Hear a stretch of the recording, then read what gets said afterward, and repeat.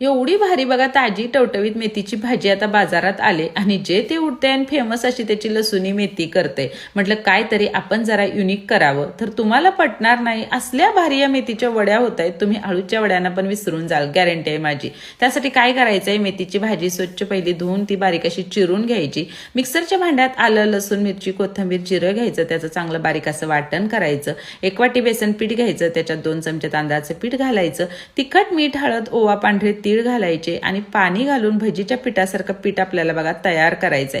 मग सगळी चिरलेली मेथीची भाजी याच्यात घालायची. मिरची, कोथिंबीरचं जे आपण वाटण केलंय बघा ते याच्यात घालायचंय. एका साईडचे बघा ग्लास घ्यायचे, ग्लासला आतून चांगलं असं तेल लावायचं आणि मेथीचं जे बॅटर आहे की नाही बघा ते त्याच्यात भरायचंय. अर्धा ग्लासच बॅटर भरायचं, जास्त काही भरायचं नाही.